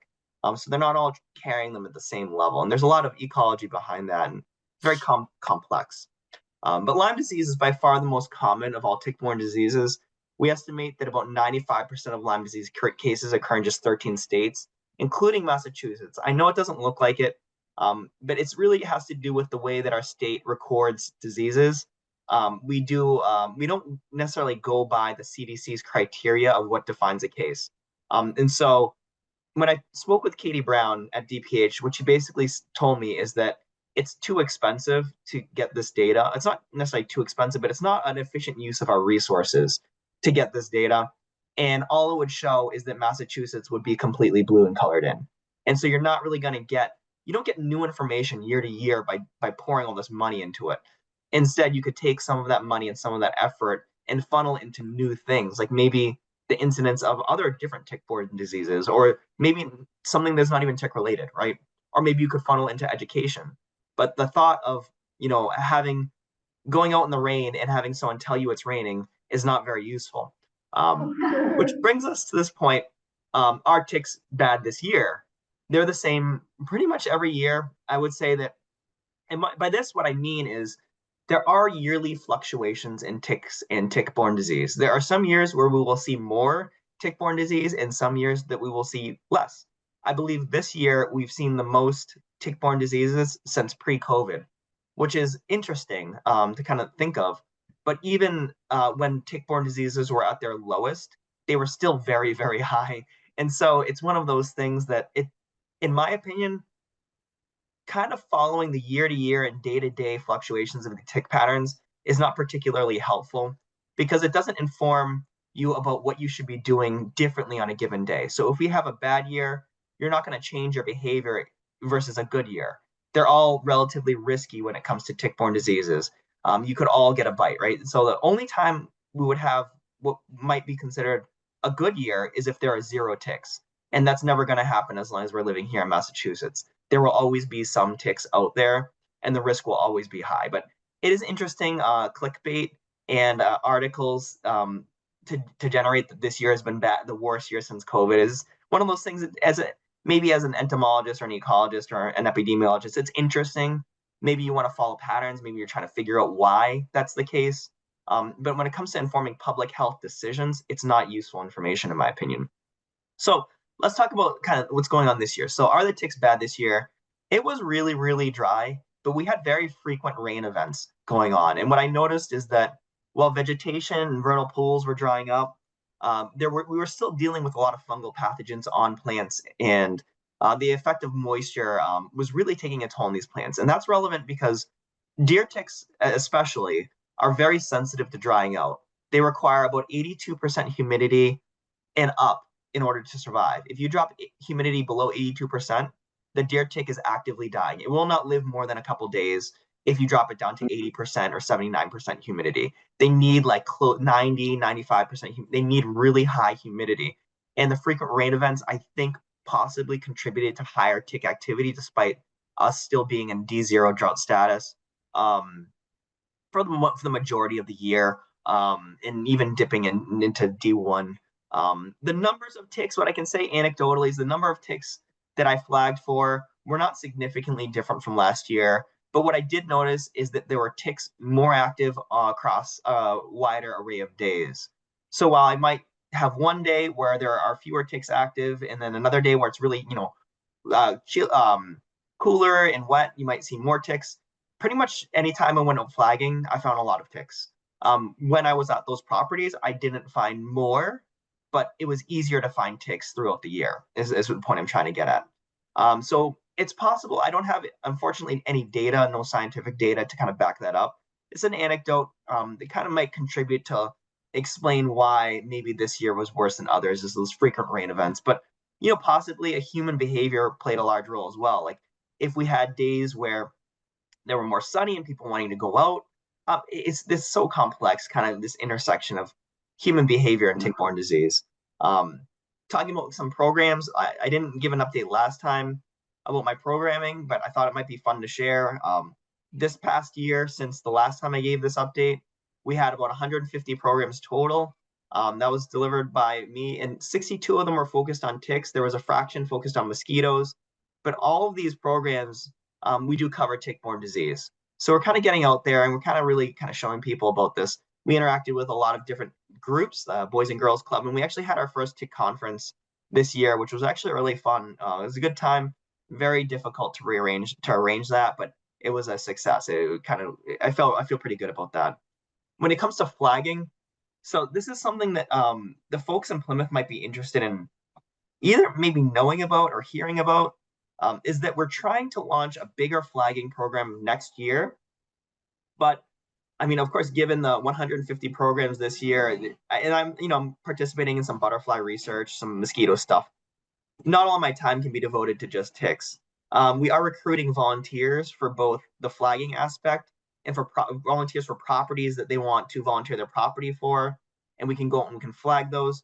We can collect the ticks as part of this thing called Project Itch, which is associated with the New England Center of Excellence for Vector-Borne Disease, based out of UMass Amherst. And the idea is that they will test these ticks for pathogens and tell people what is in them. And it's all based on kind of engaging the public, engaging communities with this. When I advertised it for this year, we only had 4 properties that volunteered. And by the time I got out to them, it was already into June. And by that time, the nymphs are pretty much on their way out. Once we hit the end of June, there really aren't a lot of nymphs. I mean, you do see them. People reported them to me. But in terms of bang for your buck and efficiency with flagging and getting numbers, you really want to hit the end of May, beginning of June kind of area. So we're looking at 2026 for having a better rollout with this. I'm hoping to get an earlier start. Like I said, I was contacted pretty late in the season. I was asked really in May, like that. It was like the 3rd week of May if I could do this, and then they didn't get me the materials and everything until June. And so I had 4 volunteers between 2 weeks to do this, and it was tough. I did attempt to flag for Lone Star tick in this area. It showed up in the same areas that I've seen it historically, did not turn up in any new locations. So kind of going forward, you might be wondering, like, what is on the menu? What is on the horizon for tick-borne disease? What are some other questions that you might have about this? So we're going to cover this kind of quickly. I talked about Lone Star tick. This is a tick that is moving very quickly north, and we're finding it in more and more areas that we didn't find it historically. If you look at, and actually I take that back about historically, I mean within the past 80 or so years. Because when you look back a couple hundred years, you'll find records of this Lone Star tick existing beyond what this paper shows as the historic range. So Massachusetts and southern Maine are technically the historic range of this Lone Star tick. But you can see here, this is a paper from 6 years ago. It definitely needs to be updated. I mean, you can see the red represents where we have what we call established populations. These are where we find ticks regularly. They're breeding, they're laying eggs, they have a foothold, they're not going anywhere. And then the gray represents what we have are reported locations. And I want to kind of show you, this is a Lone Star tick that I found, or that someone submitted to me. And we did find this in the Fall River, kind of Dartmouth area. But when you look at kind of iNaturalist reports, you do see them in the Plymouth area.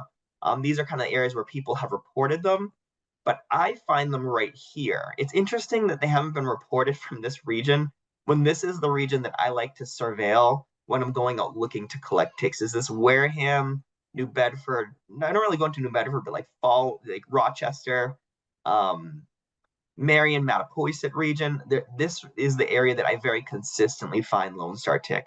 But not surprising that we're seeing this along the coast in Plymouth, where it typically gets its foothold. And you can see from kind of this map as it moves up along the coast, found on islands and coastal regions where the weather in the winters are a little bit warmer, a little bit wetter. And we think it's moving with migratory birds to these regions. So it's kind of, we had an interesting I think it might have been last year that we did this, but we cooperated with the folks at Manomet Bird Conservation, and we had them plucking ticks off their birds as they were coming in. We unfortunately did not find any Lone Star tick in that whole endeavor. It was all deer ticks, and they were all coming off of catbirds, gray catbirds. There's a new Asian longhorn tick. This is a highly prolific tick. It's a population of only female ticks. They reproduce asexually. And you can see this is a single blade of grass. And just this is a sheep's ear covered in these Lone Star ticks. And you can see the areas that it's been established around here, where you're looking at Rhode Island, kind of, again, similar regions as coastal regions as Lone Star tick. But there are places we've reported it on the Cape, the islands, and Western Massachusetts. So I do expect it here any minute. The idea behind this tick is that you only need to move a single tick to a new location, and it could potentially lay an entirely new population of ticks, because as long as it's getting enough food, it survives to eat, finds a host animal, drops off, lays eggs. It doesn't need to mate or anything like that. Whereas when the Lone Star tick moves around, there's a lot of chance involved. A lot of stochastic and random events can really cause that population to not establish a foothold. Like if the female gets food but doesn't find a mate, or if, it gets crushed or it gets dried out or something like that, this tick, there's one factor that's removed from the equation, which is mating. So yeah, this tick is something to keep an eye out for. As far as we know, there really aren't that many human diseases associated with this. It's been shown to transmit some human diseases in laboratory settings, but there is possible that this tick might not bite those host animals in a frequency to be relevant to human health. But we do know it's associated with cattle-borne diseases. So if you are a homeowner, pet owner, this is something to really keep an eye out for. Dogs, things like that, small, mid-sized mammals are really kind of what it really likes. And so we do suspect this tick here soon. Babesiosis, kind of quick overview. This is a disease that has becoming increasingly more common recently. It's a protozoan, it's not a bacteria, so it's typically treated with a different type of medication than Lyme disease. Transmission for this hasn't been seen in less than 36 hours, so kind of the same idea with Lyme disease. But what is really interesting about this is that the distribution of this follows very closely the distribution of Lyme disease. And we believe that the way that ticks transmit Lyme disease, with the Lyme bacteria, is transmitted with a number of kind of these molecules that shut down our immune system and suppress it as it's feeding. And so we believe that Babesia microti takes advantage of that moment when the tick is shutting down our immune system and moving in with the Lyme disease. And we also believe that they may share like hosts in an area, things like that. They may have a similar transmission pattern and cycle in ecology as well. So we think that they seem to be moving around together, which is interesting. And you look at our region, Plymouth is like almost completely dark blue. It's pretty bad. And it makes sense. The top left, that's Brockton and the Bridgewaters, which are more urban and stuff like that. So it makes sense that the tick-borne diseases are lower there, but definitely something in Middleborough, Carver, Plymouth, Marion, Mattapoisett, Wareham, all of that is definitely Babesia hotspot. Powassan virus, very rare disease, shows up in the news every now and then. We see it pretty much every year. There are very few cases, but when it does become it is very dangerous. I think it is about a 10% fatality rate when we start noticing like neurological symptoms. But what is interesting about Powassan virus is that we believe that there are many more people that are getting this that are not necessarily becoming symptomatic to it. So you can test and get express antibodies to this and become seropositive, but like you're not expressing symptoms, which is really interesting. So we think that might be closer related to West Nile virus, but spread by ticks. So this is, yeah, again, an interesting virus. There are two major groups of this virus. So if you're ever reading about it, there's the type 1, there's lineage 1 and lineage 2. The lineage 2 we call deer tick virus, and that cycles in, we believe, deer and ticks. And lineage 1, we believe, cycles in woodchucks and the woodchuck tick. So they're different, and we believe, at least here, most of the cases being transmitted here are lineage 2, the deer tick virus being transmitted by the deer tick. This alpha-gal allergy is something that has been coming up. I've had more questions asked about this alpha-gal allergy than I've ever had, despite the fact I've been talking about it since I got this job in 2017. So I've been trying to tell people about this, but for some reason, this particular year, people really want to know about it, something with the media and media coverage or something. But I do want to talk about this because it's interesting, and I think the media gets a lot of the points about this incorrect. And for you all that are educated and invested in public health, I think it's important to know some of the nuance surrounding this. So when you hear about something new, you have a way to explain why this came up and why it's different from what you heard in the past. So the news has been calling it an allergy to red meat. It's not really an allergy to red meat. And then here it says, a meat allergy caused by tick spit is getting more common, CDC says. Shame on you, CDC, because we're not even sure if this is caused by tick spit. It's probably misconstrued by the CDC, you know. So here's what alpha-gal allergy is. So alpha-gal is an oligosaccharide, which is interesting because most allergies are not carbohydrates, right? This is a carbohydrate, and we believe that it's kind of upended kind of the way we understand allergies. And we're calling this a syndrome. So instead of calling it an allergy, we're calling it a syndrome, right? What is interesting about this alpha-gal allergy is that humans already express Ig antibodies to this because we have lost this this way that we don't make alpha-gal, right? Although the B antigen and B blood type is structurally very similar. I think it's only off by a single element, and like that's it. It's very, very similar. And what you can see from studies actually are that people who are that have the B blood type, either AB or B, are getting alpha-gal at reduced rates. I think there was a study out of Sweden. It was something like 19 out of 23 people were non-B blood type of the people who had alpha-gal. So we're really seeing a correlation between people who are not B blood type and people who have alpha-gal. And what we think is that somewhere along the course of evolution, humans and old world monkeys, we lost this ability. We stopped producing this alpha-gal, and we started producing these antibodies, the IgM and IgG antibodies. But what makes us allergic to this when we eat meat is the IgE antibodies, which are usually associated with food allergies. And there's a change. There's something that happens in our bodies that shifts and causes people to start producing these IgE antibodies. And we think it has to do with these things called chylomicrons. When these things the role of lipids that are carrying this alpha-gal across our intestinal wall and through the cell walls and causing basically a sensitization to this alpha-gal. So when it says the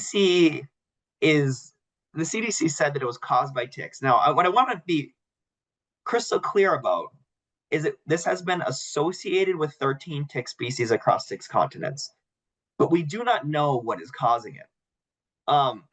So where people are getting bit by ticks, we're seeing a correlation of this. What is interesting about this too, having the test here, is that the test is very sensitive and specific, but there are people who test positive without any symptoms. So you cannot diagnose this condition based on a test alone. It has to be in conjunction with, urticaria or maybe even anaphylaxis following red meat. So it's all based on, you need the clinical kind of signs and symptoms, and then you also need this test to come back positive. So if you're just testing a population, you're going to get many, many more people that have this that are not necessarily suffering from alpha-gal. What is also interesting about this association with tick species, why I think it's important, is that this alpha-gal molecule has been found in tick saliva. And what you're looking at here is the distribution of alpha-gal cases across in the United States. And you can see that it's happening in almost this barbecue belt, right? You got like Tennessee, you've got like Missouri, you got like, Oklahoma and things like that. But when you go further south of this, like into Texas, it's not really there. And then when you go north, there's a break. But then when you head into northern Minnesota, it's also really high there. And what's interesting about this is that when you compare this to the distribution of Lone Star tick, which a lot of people are saying is causing this, this is Lone Star tick distribution. So it does not completely reflect Lone Star tick distribution. There's something else going on here. Like when you go into Texas, people are getting bit by Lone Star tick. It's happening. You go into Louisiana, people are getting bit by Lone Star tick. Florida, Lone Star, they're getting bit by the Lone Star tick. And they're doing it at the same kind of rate as anywhere else in the world, right? It's not noticeably different. They're not doing something different in these states. And what's also interesting is it does not explain northern Minnesota and why northern Minnesota has just about as bad alpha-gal symptoms as some of these southern states, but no history of Lone Star tick. So there is something else going on with this. And this is why I think it's important for you guys to know this, because when this gets brought up, let's say 5-10 years from now, they find out it's a virus causing this, or it has something to do with another thing that people are encountering in the woods.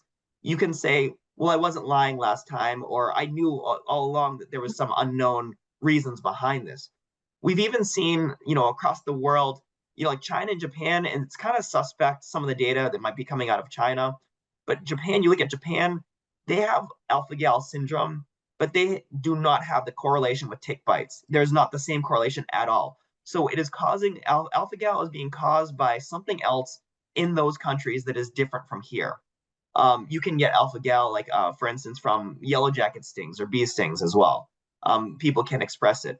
So again, there's a lot to kind of tease apart here. There is a lot of mystery around this. Nothing is really fully known about this.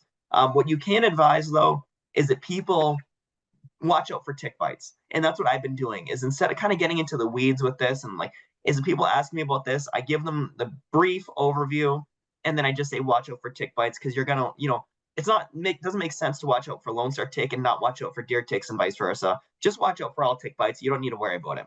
But it's interesting, again, from a public health perspective or an entomologist perspective, epidemiologist perspective, that there's a lot to kind of learn about this. Two viruses that I brought up at past presentations are Heartland virus and bourbon virus. These are very rare diseases. Historically, we found them, again, in the southern states, right? Similar, if you look at where, like, if you ignore the northern states like New York, right, Vermont and Maine and New Hampshire, these mirror alpha-gal, pretty much mirror out where you find alpha-gal, right? It's really interesting to know where we're finding Heartland and bourbon virus. But yet, in recent years, in the past couple years, based on tick testing, mailing these ticks in to get tested for pathogens, we have discovered Heartland virus and bourbon virus in New York and New Hampshire and Vermont. I do believe that they are here in Massachusetts, but it's one of those things where unless you're flagging for ticks in an area, testing these ticks, you don't know they're here. I think it's possible people are getting them in these areas, and there's no treatment, there's no cure. The symptoms are very similar to other viruses: headache, nausea, fever, fatigue. Probably get brushed off as just a bug, but you don't really know until you test the tick. But just something to bring up if they become more common in a region, or if you hear about them. We suspect, based on their genetics, that they have existed in these states like New York and New Hampshire, Vermont, for thousands of years. So we think that they're just something that we have always had in our area. They're not new. They weren't brought into this area. They've always existed in this region.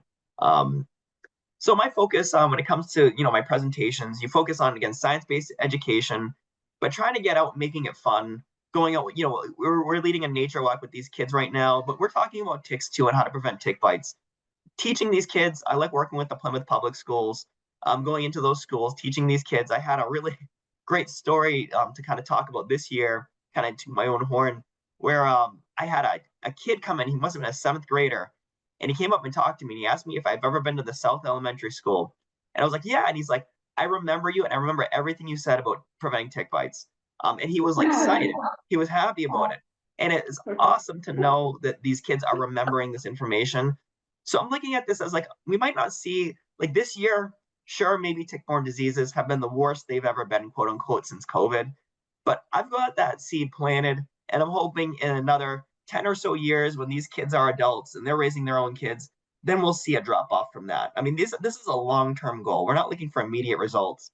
We're looking to try to change behavior, and that is so hard to do, right? And focus on science-based protection, proper repellents, EPA repellents. Permethrin is really, really huge. Using permethrin, teaching people about it, getting people to use this, setting up workshops where we just teach people how to spray it. Tick checks, getting people in the habit of tick checks, check your whole body. Don't just focus on certain regions of your body. And then last but not least, with the right knowledge and awareness, tick-borne diseases are preventable. So I apologize if I've taken a lot more time than normal, but hopefully I've covered a lot of the information you guys wanted to hear about, and I'd be happy if we have time to take any questions. No, Blake, thank you very That much. was great. That's great. Yeah, really interesting.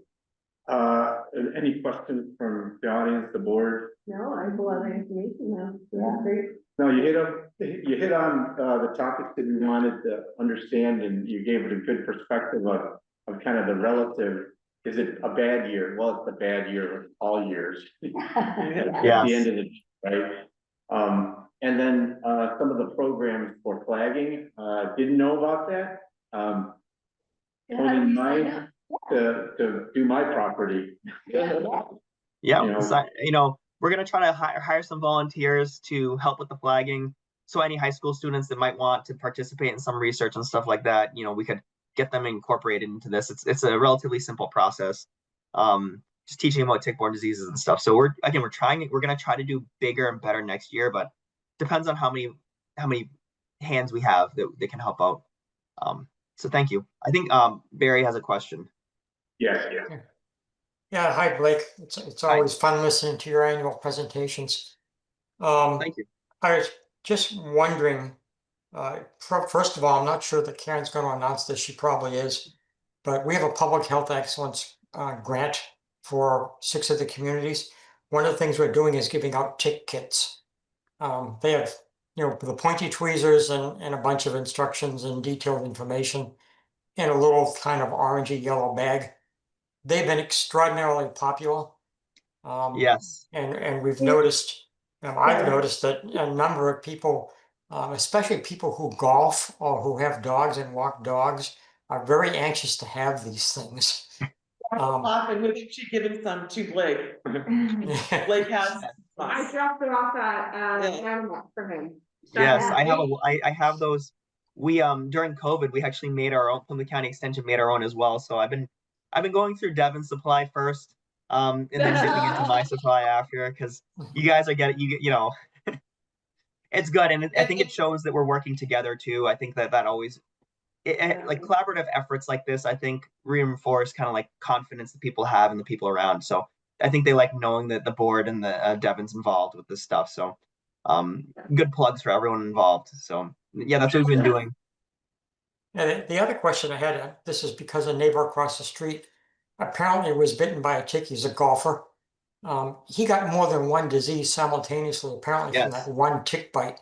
Yes. Is that common for that to happen? It's not it's not what you would call, in my opinion, common, but it happens with a frequency enough that it's not surprising, if that makes sense. Like every time a tick bites you, it's not going to happen. I think the last time I was looking at co-infections, it was something like 10% or something of ticks carry babesiosis and Lyme. So that's common enough, right? That's common, or maybe it might have been like 2 or 3% or something. It was a lower percentage, but enough that if you were bitten, like 1 out of 20 people might get this, or 1 out of 10 people might get this, or something like that. Some similar percentage, enough that when you hear about it, you're like, of course. And kind of as I mentioned earlier, we think that babesiosis is moving around with Lyme. So that's probably it's a very common co-infection, a more common co-infection than getting like anaplasma and Lyme. Although you can get anaplasma and Lyme and babesia at the same time, they're not mutually exclusive. So that could happen. Yeah, this guy got very sick and he was hospitalized for about a week. It's upsetting. It's frustrating, and yeah, I don't know what much else to say. I'm hoping that he made a good recovery and that he's fine. He's just being very cautious about what he does and where he goes when he plays golf now. Yeah. So My advice is to focus on personal protection. Mhm. I haven't been bit by a tick in over 30 years. And so it's like one of those things, and I'm out flagging for ticks, I'm doing these things. I still check myself. I get tested by my PCP every year. They run a full tick panel on me. I never come back positive for Lyme disease or Babesia or anaplasma or anything like that. Despite the fact that I encounter ticks like throughout the summer, 2 or 3 times a week, either leading nature walks or whatever. I'm seeing them, I'm finding them out in the woods. And so it's possible to go and do things that you want to do. This guy can go out and play golf, but his behavior needs to change around that, right? So one of the big things I recommend, advise is the permethrin on your clothes is huge. He can get that, treat his shoes and socks with it, and it's gonna prevent a lot of tick bites. Couple that with some repellents on the top of that, and then check himself every day after he plays golf. Like he can go and play golf and have fun, and then when he comes home, just a tick check where he checks his whole body, he will find that there will be relatively like very close to 0 ticks on a daily basis if he's using the repellents and the permethrin. And that's what I do. And I've been doing this. I've been alive for the last time I was bit by a tick.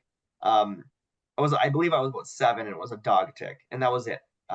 Never been bit by a deer tick. So Yeah, So, thanks, Blake- Blake. We're looking forward to hearing from you again next year. Thank you. yeah, no, I Well, appreciate that. Just a follow-up question. So if you get a tick bite, the process is you remove it, obviously, but then you have the tick tested. Is that what do you do? Do you get? So yeah, You can send it off.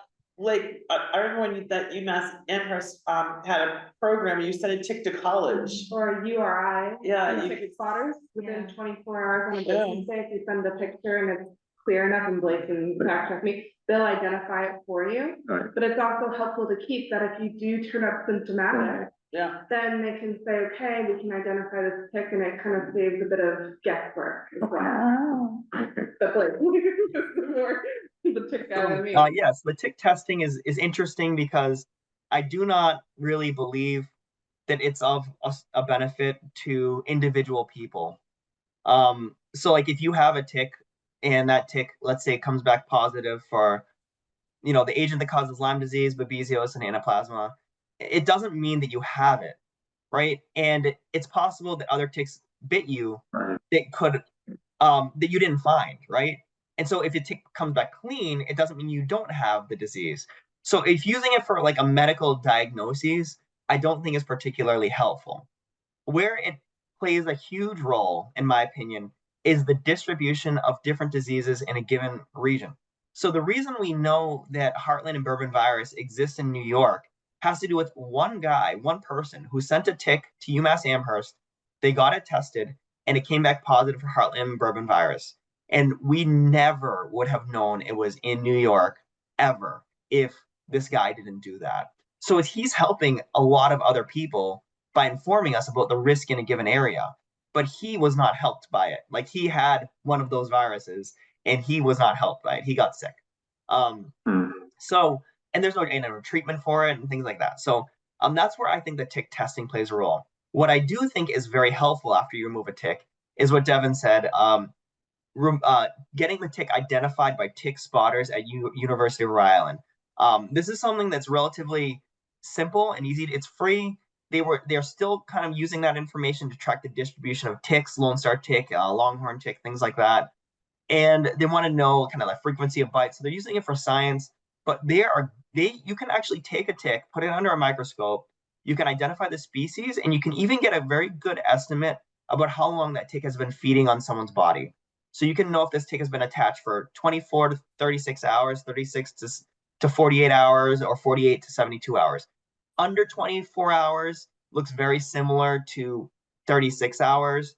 It's hard. It's one of those things where if you pull a tick off right away they'll come back and they'll say it's somewhere under 36 hours. So it could be enough time to get sick, or it might not be. So it's not one of those things where you can submit the tick and you can be like, okay, I don't need to see a doctor. But it is one of those things where if you pull off the tick and they're like, oh, this was on you for like 36 to 48 hours, the chances of you getting sick from this, if it has a pathogen, are probably pretty good. And again, it's helpful to know what you're at risk for, because things like deer ticks they carry Lyme disease, but Lone Star tick doesn't. So getting the species, I think, is very important, and that's relatively easy to do. It's not too challenging, too difficult, and they're fast too. I am a little bit of I think, like, you know me as being this kind of person, but I have a darker, impish side to me, where I want to see just how well people can do something sometimes. And I submitted these ticks one time at like 2 a.m. on a Friday night, and they got back to me at like 7 the next morning. So they are really good, really quick. Just because I want to know what to tell people, right? If they really want to know, I'm not doing it to be mean, but I want to know how quick they are, right? I also submitted things that were ticks that would never bite people, and they got those wrong. So if they're some of the ticks that will bite, if they're the ticks that will bite people, they will get it right. So if you're pulling it off yourself, they'll get it right. If you're pulling it off a dog, they'll get it right. If you're pulling it off a deer or a raccoon or a possum or something, they might get it wrong. But I wanted to see like how well they could do these things. Thank you very much, Blake. I know we're running up on the minute, up to Sorry, 7 yeah. o'clock. Yep. I think we can we defer Devin's presentation and the directors at the next meeting? Absolutely. And we'll take that. Are there any I other, just think this is anything, Yeah. anything? yeah, while you're Critical. doing other things, let me just see if there's anything. I'll open up for a final, kind of, new old business. Anyone has anything to bring up? I'd just like to thank Blake again for that presentation. It was very Yeah. helpful. Yeah. Yeah, can you send that to us, Lloyd? Is that possible? Yeah, I sent it to Lorenzo. I Okay, hope that's me. it went through. I tried to. I sent the full PowerPoint, not a PDF. Right. And hopefully it went through. Let me know if there's any technical thing, like it didn't make it. Okay, and then we'll invite you to the next one because Devin's gonna present kind of the backside of the epidemiological presentation to your tick-borne piece. That would be So, great. I would love to see that. No, it'd be really good to see. And just to let people know that we do have the tick kits in the public health division, town hall, 26 Court Street on the first floor. If Okay. anyone would like to come and pick one up. Thank Great. you. And we gave them out to Excellent. everyone who was interested. So I'll take a motion to adjourn. I'll make a motion to adjourn. Second. That's so rude. So first from Amy Palmer, a second from Dr. Reed. We'll take a vote. Dr. Reed? Yeah. Dr. Potvin? Yes. Amy Palmer? Yeah. Mike Payne? Yeah. And myself, yes. Meeting's adjourned. Thank you. Thank you. Thank you, everyone. Thank you. Everybody. Thanks, Blake. Welcome.